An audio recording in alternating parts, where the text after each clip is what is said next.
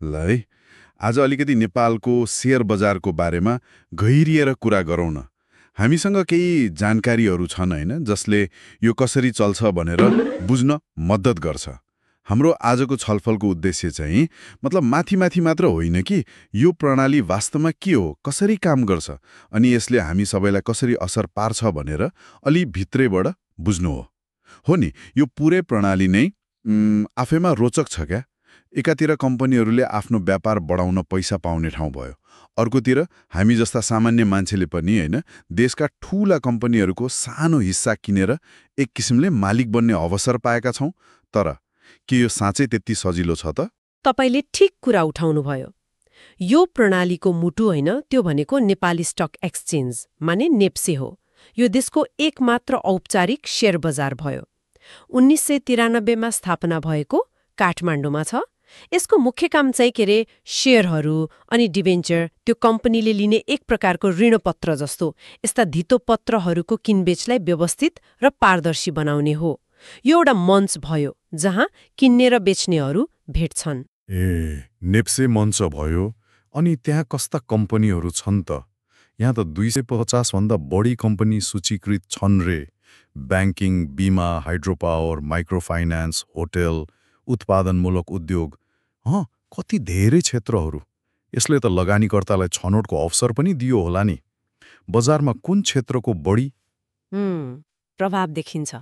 स्वाभाविक रूपमा नेपालको अर्थतन्त्रमा जस्तै शेयर बजारमा पनि ब्याङ्किङ, वित्तीय संस्था अनि बीमा कम्पनीहरूको हिस्सा अलि ठूलो छ। तर पछिल्लो समय हाइड्रोपावर कम्पनीहरूको उपस्थिति पनि निकै बढेको छ, त्यो देखिन्छ। लगानीकर्ताले यिनै कम्पनीहरूको शेयर किन्छन्, मूल्य बढ्दा नाफा कमाउँछन् अनि मूल्य घट्दा नोक्सान बिहोर्छन्, त्यो त भइहाल्छ।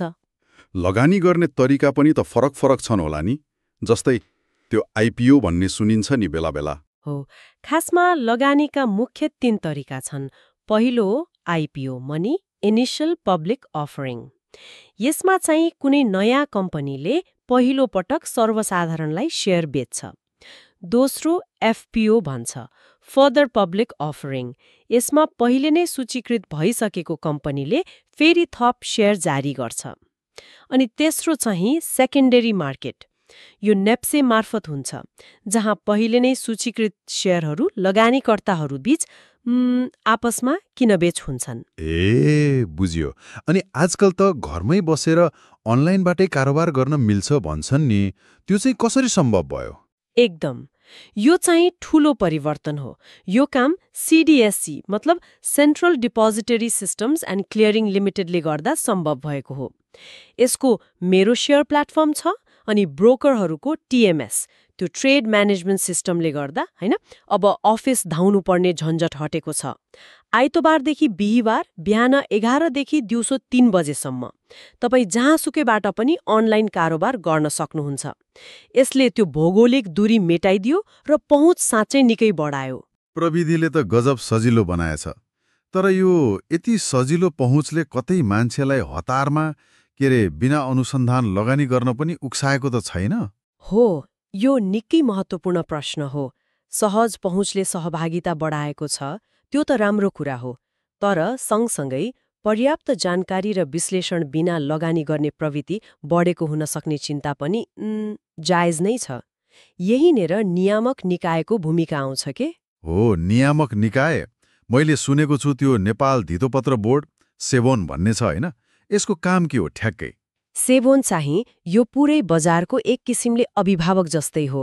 यसले कम्पनीहरूलाई शेयर जारी गर्न स्वीकृति दिने, ब्रोकरहरूलाई लाइसेन्स दिने, बजार सञ्चालनका नियमहरू बनाउने अनि सबभन्दा महत्त्वपूर्ण लगानीकर्ताको हित संरक्षण गर्ने काम गर्छ।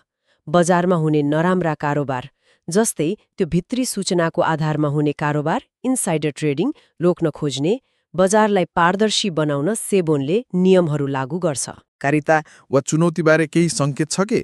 हेर्नुस्, सेबोनले नियमनमा धेरै प्रयास गरिरहेको देखिन्छ। तर बजारको आकार र जटिलता बढ्दै जाँदा अनुमोदन र नियम कार्यान्वयनमा चुनौतीहरू त अवश्य छन्। खास गरी भित्री सूचनाको कारोबार अनि बजारलाई कृत्रिम रूपले प्रभावित पार्ने प्रयासहरू रोक्न अझै गाह्रो छ। त्यसैले लगानीकर्ता आफै पनि सचेत हुनु एकदमै जरुरी छ। भनेपछि जोखिम पनि उत्तिकै छ होइन त?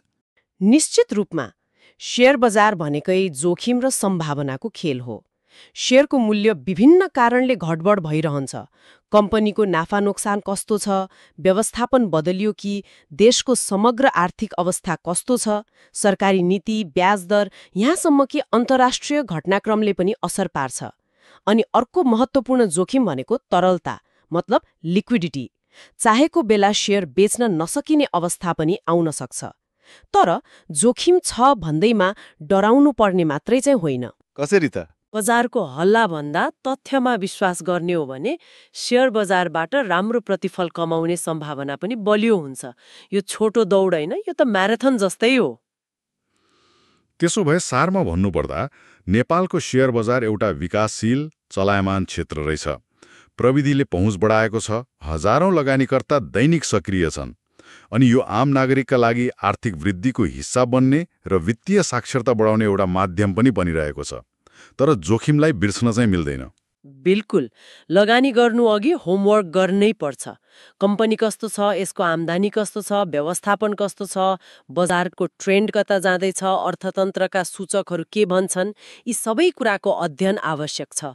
सूचनामा आधारित निर्णय नै वास्तवमा बुद्धिमानी लगानीको आधार हो। अब एउटा अन्तिम प्रश्न मनमा आयो जुन सायद हाम्रा श्रोताले पनि सोच्न सक्नुहुन्छ होला। यो बजार जसरी विस्तार हुँदैछ र नयाँ प्रविधिहरू भित्रिँदैछन् होइन, आगामी दिनहरूमा नेपालको शेयर बजारले सामना गर्नुपर्ने वा प्राप्त गर्न सक्ने अर्को ठूलो फड्को वा प्रमुख चुनौती चाहिँ के होला? यसबारे विचार गरौँ है त।